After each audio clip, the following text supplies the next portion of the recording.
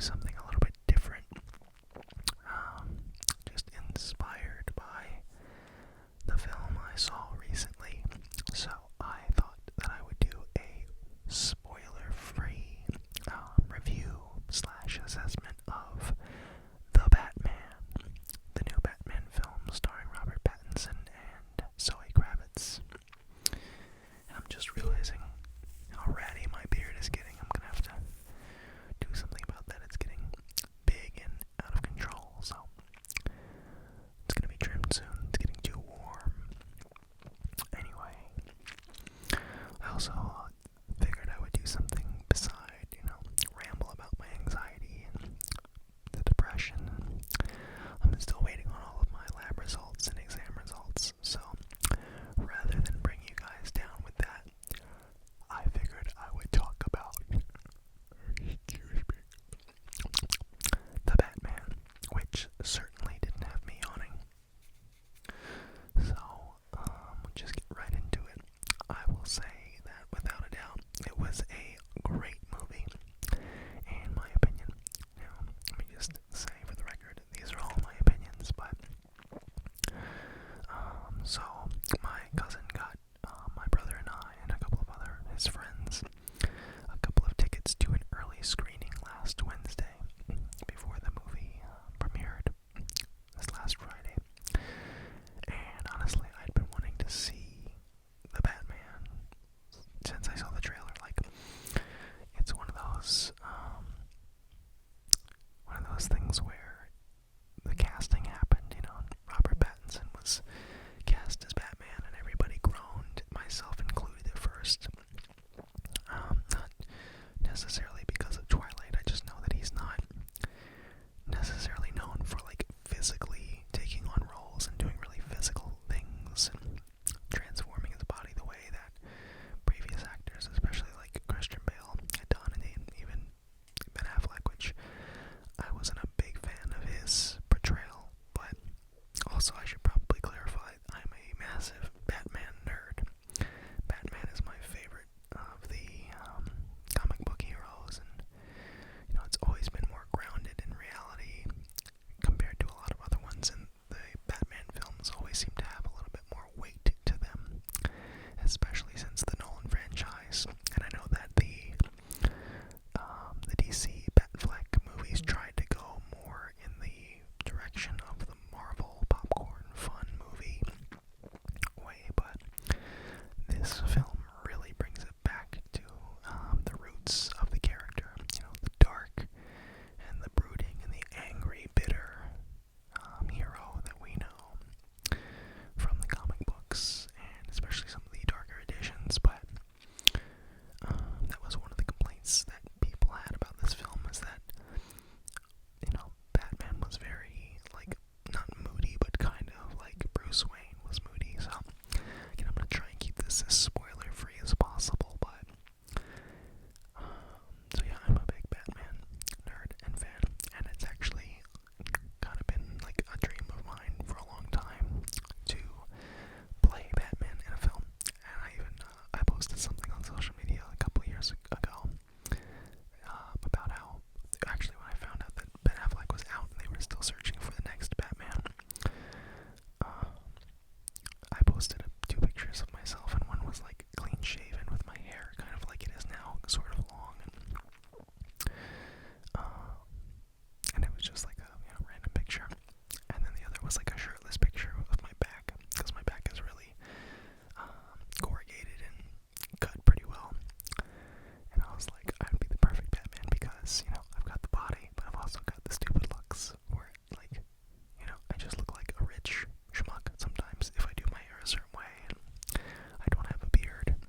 But anyway, perhaps one day, you never know. Maybe one day I'll look back on this video and laugh as I put on the costume. Anyway, as I was saying before I got sidetracked, when Robert Pattinson got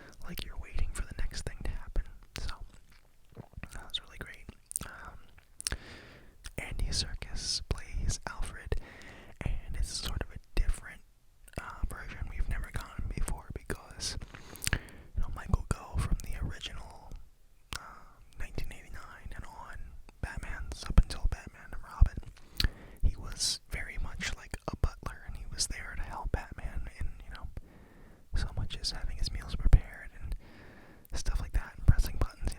He wasn't super physical, obviously. And then Michael Caine was again sort of like his right-hand man and sort of the comic relief.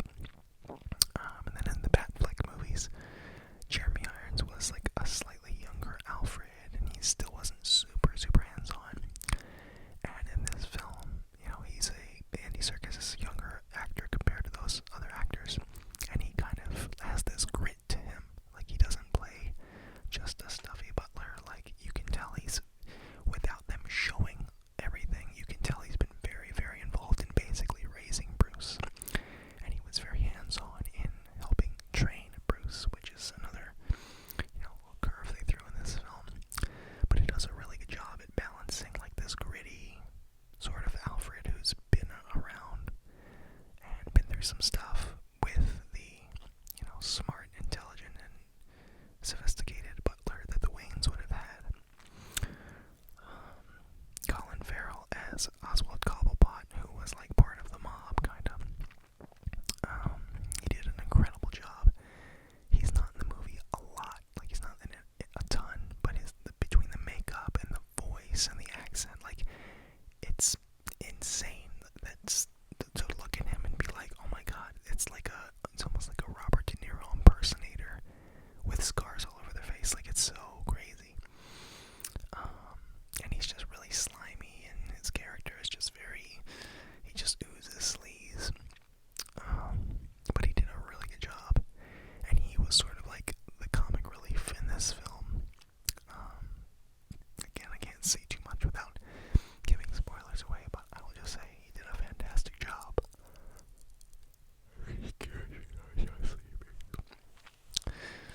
And then moving on to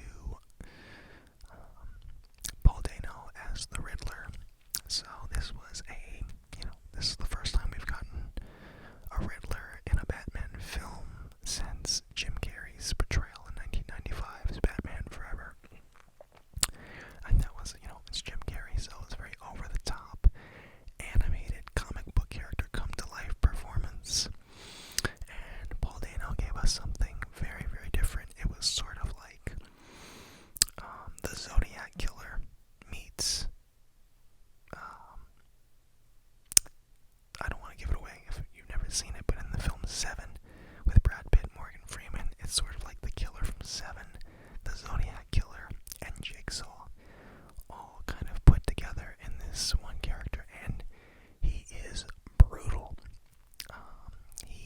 There is a lot of murder in this Batman film and in this world. It's very much, and the murder is very heavy and real, and like, it's not like even the Nolan series Batman films where the deaths, it's like somebody gets shot and they fall and you see a hole in their coat or their shirt, but you don't see like this is brutal. Without giving a lot away, there's a scene in the film where the Riddler bludgeons someone to death, and like, he does it so viciously, with a primitive tool. He just bam, bam, and you can hear him grunting and making sense, like, in his costume. It's all just very like serial killer-esque. It's not at all like comic book character. And I feel like they did like sort of an homage to the character Hush from the comic books with his get-up and his mask. It looks very similar to the Hush character. But he was very brutal and calculating and very intelligent, but he also had this maniacal way about him that did sort of harken back to the overtop essence of Jim Carrey's Riddler. But Paul Dano, he always does a great job. So I knew when he was cast as the Riddler that, okay, Paul Dano doesn't act in bad movies. Like, he doesn't make poor choices, so that helped me feel a little bit more secure.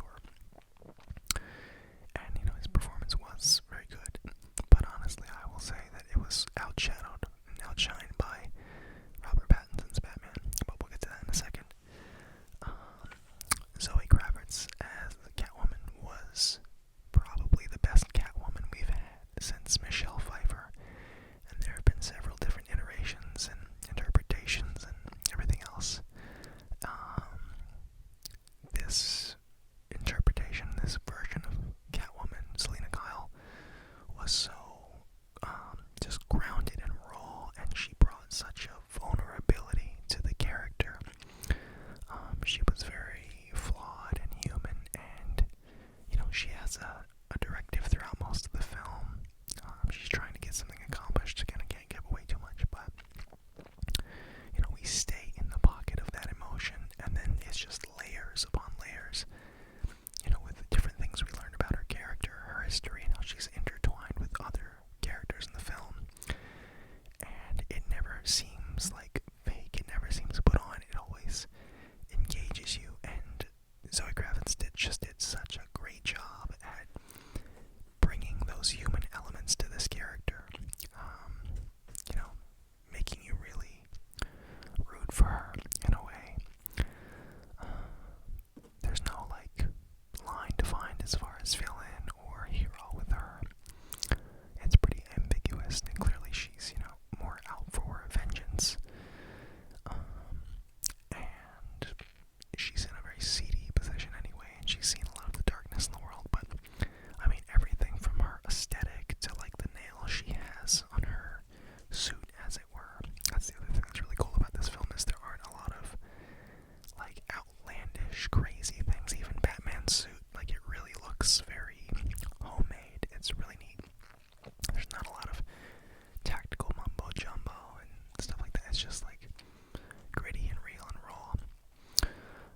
But yeah, her performance was great, and it just, it wasn't super heavy-handed with the cat stuff, and it was there, but it wasn't the focal point. Her character was what shined through, and I really, really enjoyed her performance and the way she played off of Robert Pattinson.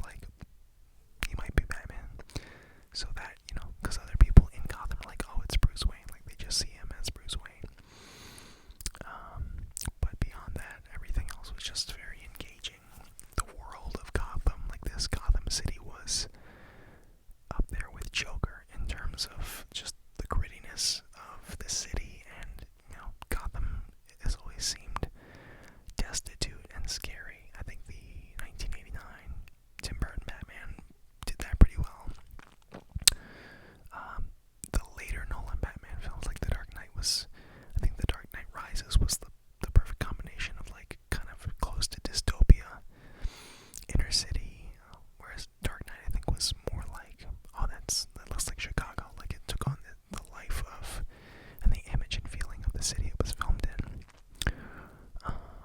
But this Gotham City feels like a hopeless, dirty, dingy city without seeming over the top, like something out of a graphic novel. It seems real. It seems like a real and tough city. So the city itself has a personality, and the criminal element seems very realistic. The corruption, all that stuff. It's just very well done. Like it's an adult's Batman film, and they brought back the like detective noir aspect of the character, where Batman actually has to solve not only these riddles, but the crimes, and try to be a step ahead of the Riddler. And which, by the way, the Riddler does some things with like traps and torture devices that's very like nothing we've ever seen in a Batman film. Like I said, it's very akin to Jigsaw from the Saw franchise. Like, I was like, oh my god, this is crazy. This is rated PG-13. This is nuts. But like I said, the city and the crime element, everything's just very cool. And yeah, it was just a really good movie, and it was entertaining, and it was action-packed. Like literally 85% of the film was action and Batman in his suit doing stuff, and fighting somebody or chasing somebody in his Batmobile, which was really neat. I definitely recommend seeing it in theaters if you can, and preferably in a movie theater, like a Cinemark or something, where they have the speakers in the chairs, because there's a car chase scene, and during that scene, the whole seat was like vibrating when there are gunshots. The whole seat is like bum, bum, bum, bum, bum. Like it's really, really fun. There's not an overusage or a ton of CGI in this film, which was really cool. And for a 3-hour action film in 2022, that's quite an accomplishment. There's nothing really outlandish about this Batman. Like even his wingsuit, he doesn't fly with some elaborate cape. It's a squirrel suit. It's flying. It's a wingsuit. And it was just a really good. I thought it was just a really good film because the action was done, when the action was over, and it was back to reality or dialogue. It was just so grounded and real and engaging.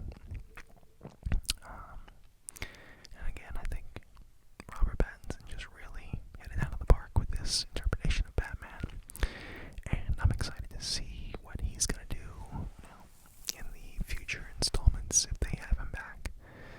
At this point, I'm sold, so it'd be disappointing to see somebody else take on what he's started.